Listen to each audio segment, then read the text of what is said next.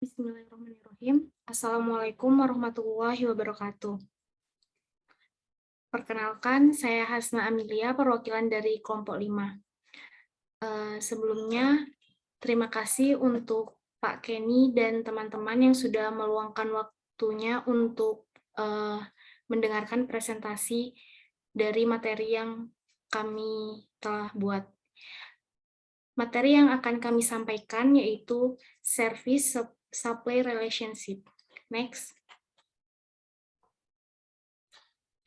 Baik, sebelumnya saya akan memperkenalkan anggota kelompok saya. Yang pertama ada Muhammad Zaki Nabilunuha, yang kedua Mutiara Beta Leonika, yang ketiga saya sendiri Hasna Amelia, yang keempat Cherry Novianti Subagio, dan yang terakhir Gilang Windu Aji. Next. Baik, di sini saya akan menjelaskan tentang manajemen rantai persediaan. Tantangan manajemen rantai pasokan atau persediaan adalah untuk menyeimbangkan persyaratan pengiriman pelanggan yang andal dan cepat dengan biaya produksi dan persediaan. Pemodelan rantai pasokan memungkinkan manajer untuk mengevaluasi opsi mana yang akan memberikan peningkatan terbesar dalam kepuasan pelanggan dengan biaya yang wajar. Rantai pasokan dimodelkan sebagai jaringan yang menangkap hubungan antara biaya aset, yaitu persediaan dan peralatan modal, dan karakteristik domain waktu layanan pelanggan, yaitu daya tanggap dan keandalan dalam pengiriman pelanggan. Perencanaan yang buruk dapat mengakibatkan hilangnya peluang penjualan, sehingga tekanan persaingan mengharuskan perusahaan untuk berpikir secara global ketika mencari pemasok dan lokasi operasi manufaktur. Seperti misalnya komputer pribadi mungkin memiliki suprakitan yang diproduksi di Amerika Serikat dengan suku cadang yang dipasok dari Asia, dan perakitan akhir sesuai pesanan di dekat pelanggan di Eropa. Dalam hal ini, pengiriman yang tidak dapat diandalkan dapat meningkatkan investasi persediaan dalam persediaan pengaman atau mengakibatkan pelanggan yang tidak puas dan kehilangan penjualan. Next. Kemudian ada model jaringan.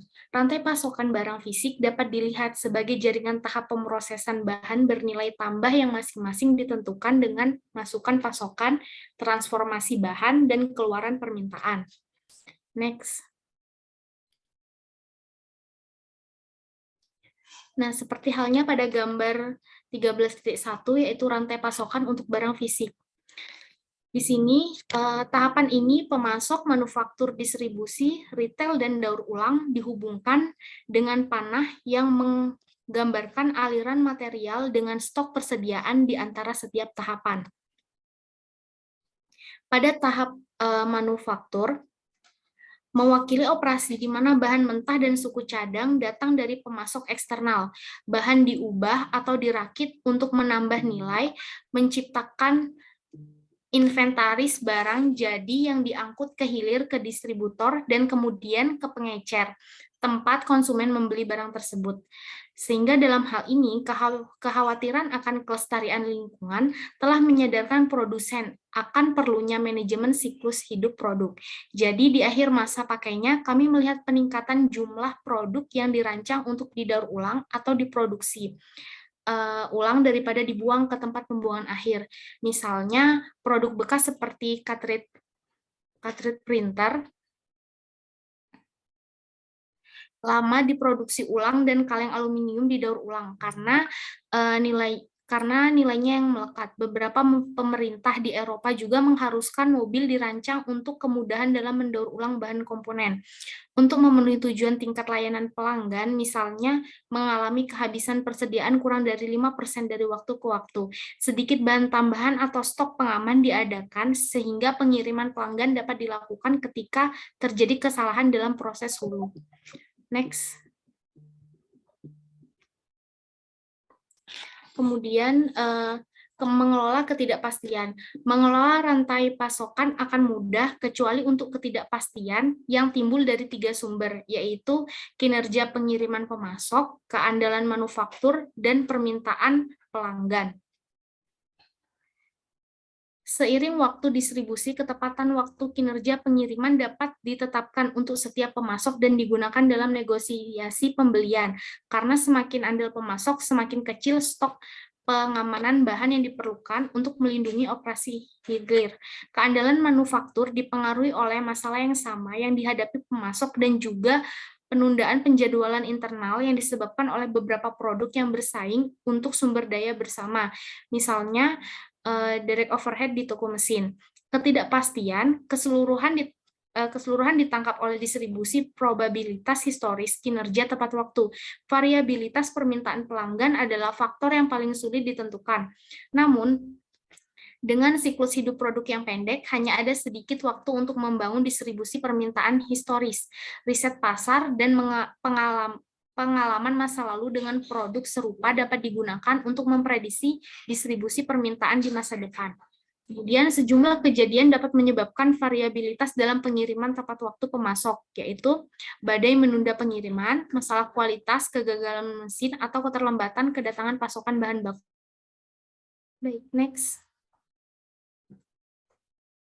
Oke, materi selanjutnya akan disampaikan oleh rekan saya. Dipersilakan.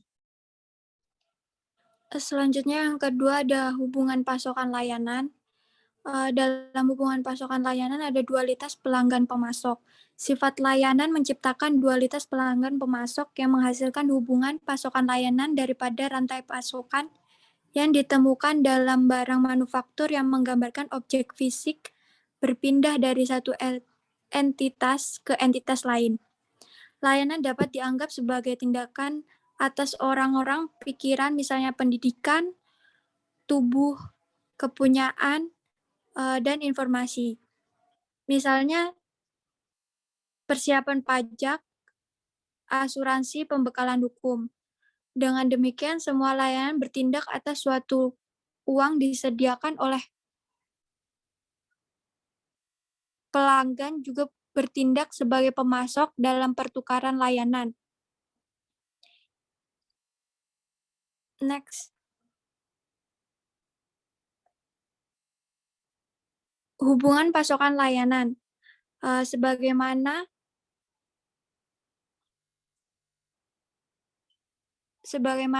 dalam tabel 13.3, rantai pasokan dapat diperluas untuk mencakup pemasok ke penyedia layanan. Namun hubungan pasokan layanan yang melampaui duit tingkat cukup jarang terjadi. Bahkan hubungan penyedia layanan lebih seperti hubungan daripada rantai karena penyedia layanan bertindak sebagai agen bagi pelanggan ketika berhadapan dengan pemasok luar. Hubungan lebih diinginkan daripada rantai karena lebih sedikit peluang untuk penundaan dan informasi dapat lebih mudah dibagikan. Next.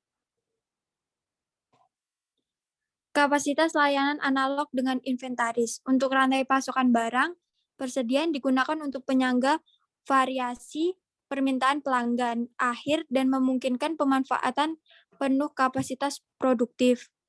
Untuk layanan, masukan yang diberikan pelanggan umumnya merupakan kejadian acak dengan harapan akan segera diproses. Misalnya pengunjung restoran cepat saji jarang menunggu lebih dari beberapa menit untuk dilayani. Karena jasa tidak dapat diinventarisasi, kelebihan kapasitas harus disimpan sebagai cadangan untuk mengakomodasi harapan.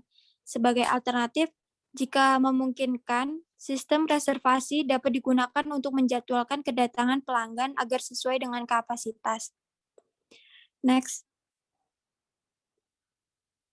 Selanjutnya akan dipresentasikan oleh rekan saya. Baik, selanjutnya ada mengelola hubungan layanan atau managing service relationship. Kenaikan tak terkendali dalam biaya perawatan kesehatan telah memotivasi metode alternatif kreatif untuk memberikan perawatan dengan biaya yang lebih rendah. Perawatan kesehatan di rumah adalah salah satu pendekatan untuk mengelola biaya perawatan dengan merawat pasien di rumah mereka dan dengan demikian menghindari rawat inap atau perawatan di rumah. Hubungan layanan perawatan kesehatan di rumah memiliki properti tambahan bahwa penyedia layanan yaitu perawat, ahli diet, dan terapis adalah server bergerak karena mereka melakukan perjalanan ke pelanggan.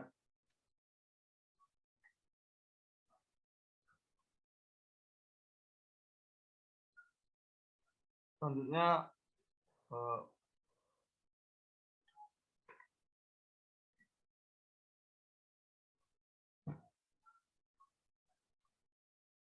managing service relationship atau pengoptimalan dua arah.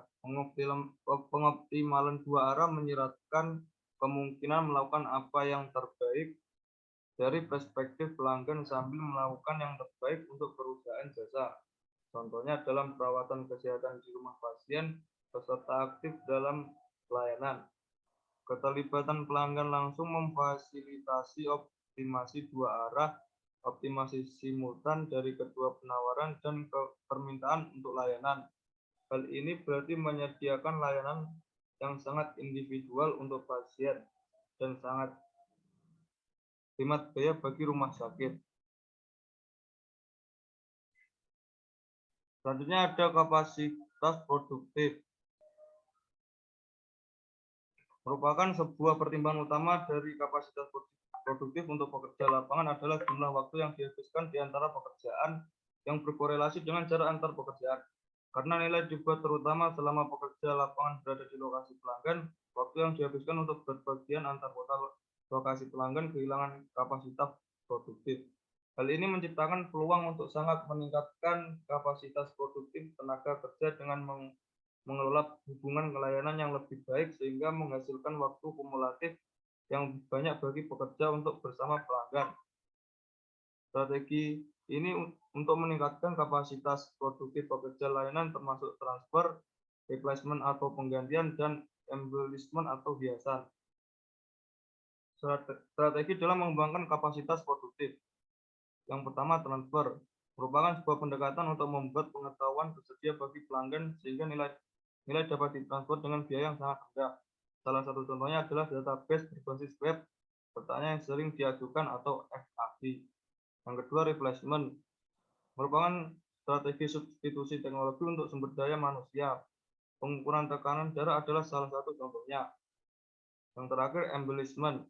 Digunakan untuk mengaktifkan layanan mandiri adalah strategi ketiga untuk meningkatkan kapasitas produktif, contohnya pada sistem perawatan kesehatan di rumah. Selanjutnya, perisability. Perisability adalah pendekatan yang digunakan untuk manajemen rantai layanan untuk meminimalkan dampak negatif waktu menganggur pada kapasitas produktif tenaga kerja layanan terdistribusi. Kapasitas produktif pekerja layanan terbatas pada waktu dia berada di lokasi pelanggan dengan alat dan keterampilan yang tepat serta pengetahuan tentang persyaratan dan preferensi pelanggan. Mengelola perisability juga melibatkan proses pelatihan, pemurnian, dan memperluas keterampilan dan kemampuan pekerja. Ketika potensi waktu menganggur pekerja diidentifikasi dan diarahkan kegiatan pelatihan, maka kapasitas produktif dapat direklamasi secara prospektif. Selanjutnya akan disampaikan oleh teman saya. Baik, untuk selanjutnya yaitu perusahaan jasa operasional. Layanan profesional menarik karena tantangan intelektual, potensi pertumbuhan pekerjaan, dan pendapatan tinggi. Contohnya penyedia layanan profesional termasuk arsitek, pengacara, konsultan, akuntan, dan insinyur kontraktor. Profesional menguasai badan pengetahuan tertentu dan biasanya termasuk dalam disiplin yang melisensikan anggotanya, misalnya CPA. Berdasarkan kompetensi yang ditunjukkan, beberapa profesional terlibat dalam praktek solo, tetapi banyak yang memilih untuk berpartisipasi dalam praktek kelompok yang bersifat tunggal dan multidisiplin. Next.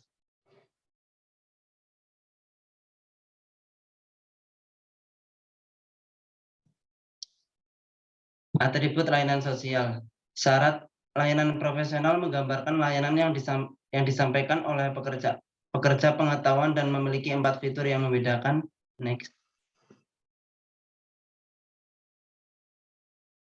Sebagai berikut. Yang pertama, Pekerjaan melibatkan spesialisasi dan penyesuaian tingkat tinggi. Pekerjaan yang sangat terspesialisasi dan disesuaikan seperti itu menciptakan masalah manajemen yang berbeda dari yang terjadi dalam pendekatan standar pasar massal dari layanan lain. Yang kedua, frekuensi dan pentingnya interaksi tatap muka dengan pelanggan yang sering disebut dengan klien, memerlukan perhatian khusus. Sifat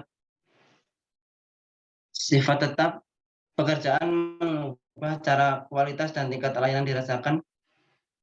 Dan yang ketiga, layanan profesional diberikan oleh orang-orang profesional berpendidikan tinggi yang mewakili aset perusahaan. Next.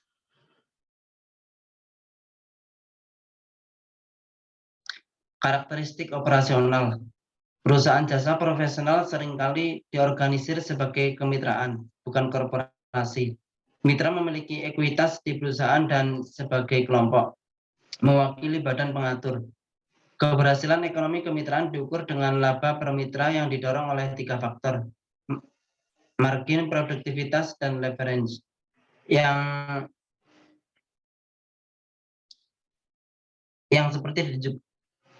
Yang ditujukan pada hubungan di bawah ini seperti gambar tersebut. Next.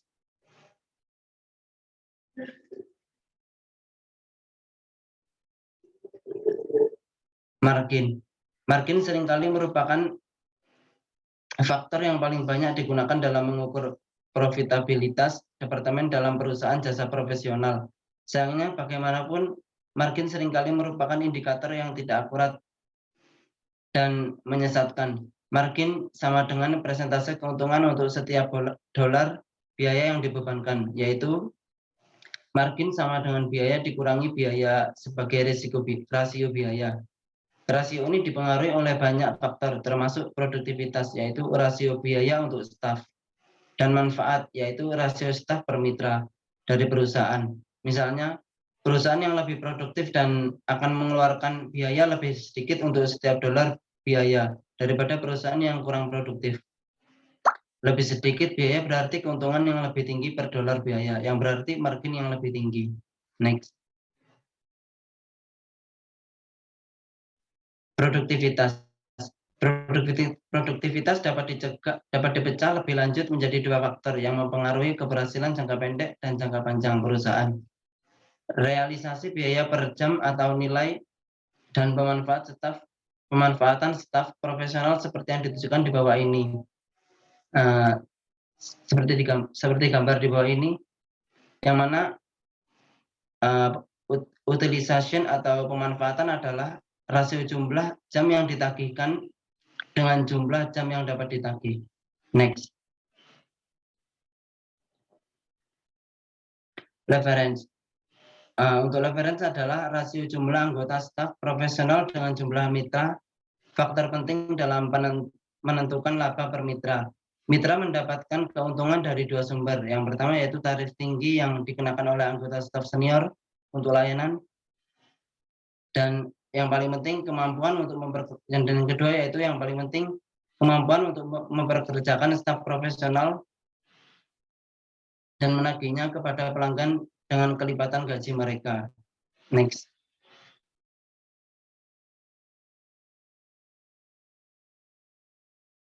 Mengelola leverage perusahaan melibatkan kecocokan tingkat keterampilan staf profesional dengan persyaratan kontrak atau proyek. Kami akan melihat 3 kategori umum proyek, yaitu yang pertama branch project, melibatkan pemecahan masalah klien yang berada di garis depan pengetahuan profesional atau teknis. Yang kedua, gray hair project, juga membutuhkan keterampilan dan penyesuaian tingkat tinggi, tetapi melibatkan lebih sedikit kreativitas dan inovasi daripada branch project.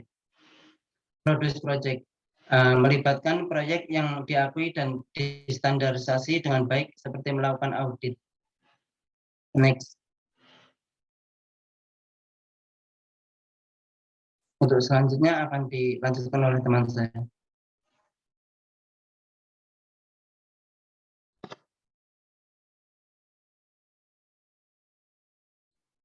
Baik, selanjutnya yaitu outsourcing service, merupakan sebuah proses pemindahan tanggung jawab tenaga kerja dari perusahaan induk ke perusahaan lain di luar perusahaan induk. Perusahaan di luar perusahaan induk bisa berupa vendor, koperasi, atau instalasi lain yang diatur dalam suatu kesepakatan tertentu. Outsourcing dalam regulasi ketenagakerjaan hanya mencakup tenaga kerja pada proses pendukung dan core business unit, atau secara praktek semua lini kerja bisa dialihkan sebagai unit outsourcing. Next.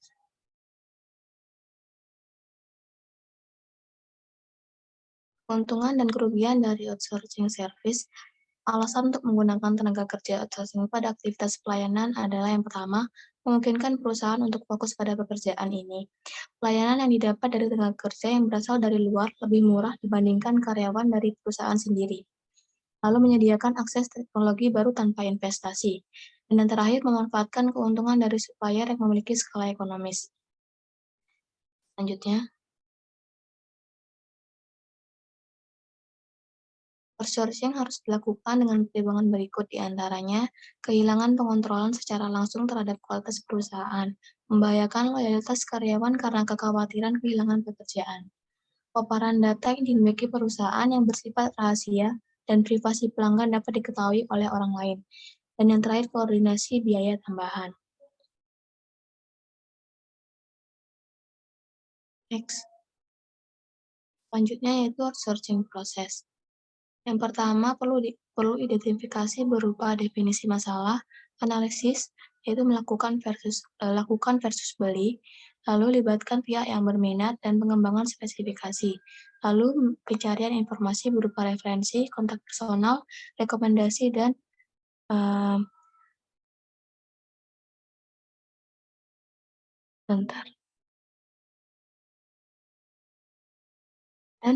direktori perdagangan. Selanjutnya ada seleksi vendor, yaitu berupa pengalaman, biaya, reputasi, lokasi, referensi, dan ukuran.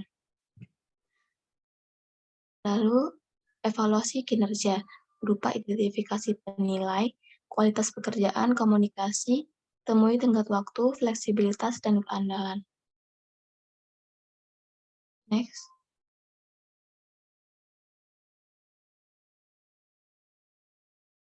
Pertimbangan manajerial dengan outsourcing service. Fokus tadi melayani properti dengan layanan tingkat rendah berupa dukungan fasilitas, diantaranya yaitu binatu, kebersihan, pembuangan limbah. Lalu ada layanan tingkat tinggi berupa perbaikan, berupa dukungan peralatan, yaitu perbaikan, pemeliharaan, dan pengujian produk. Fokus dari melayani rakyat dengan layanan tingkat rendah berupa dukungan pekerjaan, diantaranya layanan makanan, keamanan pabrik, dan personil sementara. Layanan tingkat tinggi berupa pengembangan karyawan, diantaranya yaitu pelatihan, pendidikan, perawatan medis. Fokus dari melayani proses dengan tingkat rendah berupa penyedia, diantaranya pembukaan, travel booking, dan pusat panggilan. Lalu ada layanan tingkat tinggi berupa profesional, diantaranya periklanan, hubungan masyarakat, dan hukum. Selanjutnya, fokus pada properti. Tayangan dukungan fasilitas berupa biaya rendah, identifikasi pihak yang bertanggung jawab untuk mengevaluasi kinerja. Lalu ada penulisan spesifikasi yang tepat. Ada layanan dukungan peralatan berupa pengalaman dan reputasi vendor, ketersediaan vendor untuk tanggap darurat, dan penunjukan orang untuk melakukan panggilan layanan dan untuk memeriksa apakah layanan memuaskan. Selanjutnya ada fokus pada orang. Layanan dukungan karyawannya berupa klien vendor yang dihubungi untuk referensi, spesifikasi yang disiapkan dengan input pengguna akhir, lalu ada kinerja dievaluasi secara berkala. Layanan pengembangan karyawannya berupa pengalaman dengan industri tertentu penting, keterlibatan manajemen tingkat tinggi dalam identifikasi dan seleksi vendor. Klien vendor dihubungi untuk referensi, dan yang terakhir ada karyawan yang digunakan untuk mengevaluasi kinerja vendor.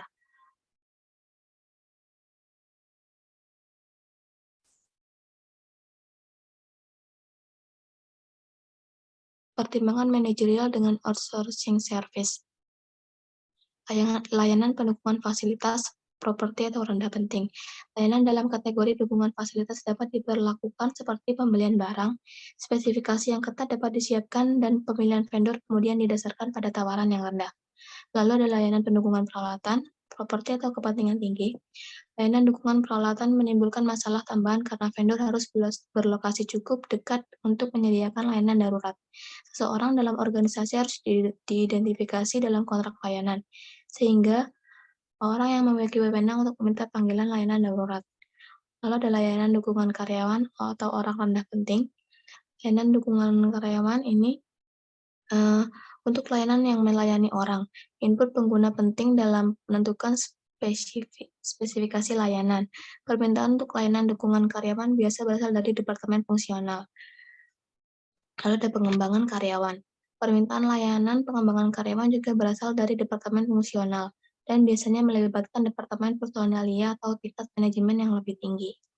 Selanjutnya ada layanan fasilitator. Klasifikasi layanan bisnis yang paling tidak berwujud berkaitan dengan aktivitas-aktivitas yang bersifat pemrosesan informasi yang mendukung misi atau proses organisasi.